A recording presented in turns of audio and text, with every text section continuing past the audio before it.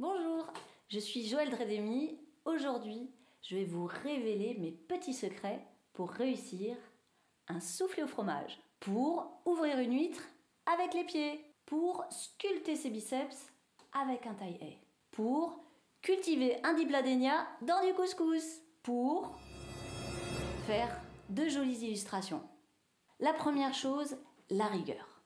Travailler sans relâche. Le dessin, c'est un peu comme pour les sportifs qui font leurs abdos. Ça demande beaucoup de pratique, beaucoup d'entraînement. Deuxièmement, le matériel. Choisir du bon papier. Troisièmement, les outils.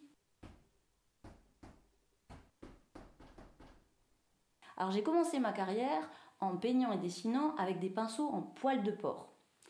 C'était pas terrible. Alors si vous êtes vraiment charrette, vous pouvez discretos piquer les pinceaux de vos enfants. Hop, ni vu ni connu. Ça va dépanner, mais ça va pas être idéal. Mieux vaut investir dans un bon pinceau et en prendre soin.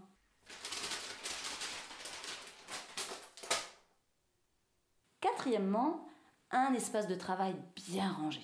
Avoir de l'espace, c'est hyper important pour pouvoir bien dessiner et s'étaler.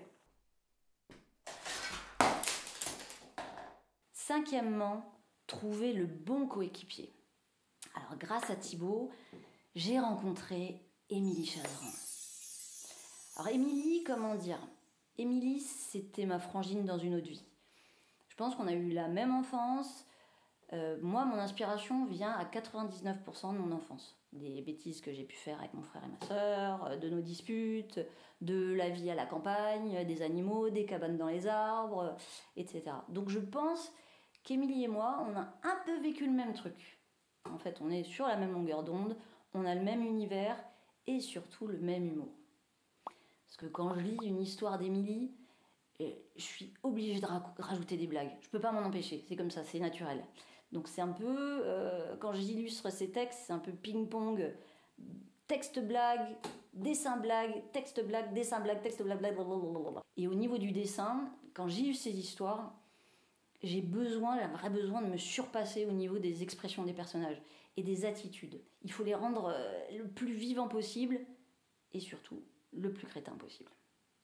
En parlant de frangine, je suis actuellement en train de travailler sur notre 4e PPX qui s'intitule « Comment j'ai changé ma sœur en huître et une huître en ma sœur ».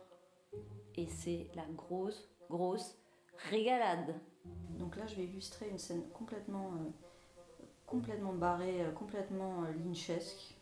Donc c'est une scène où la grand-mère prend un bain de fesses dans un seau à champagne. Et bien sûr, elle est très à l'aise dans ses petites bulles. Ça devrait être super d'ailleurs. Je pense que peut-être qu'Émilie, elle l'a déjà fait. Il faudrait qu'elle nous le dise, qu'elle nous raconte. Donc oui, elle prend un bain de fesses, mais aussi elle se frotte avec un poulpe. Ce pauvre poulpe qui est tout écrabouillé. Donc avec des seins en gants de toilette. Bien sûr, elle fait ça sur la table du repas du réveillon.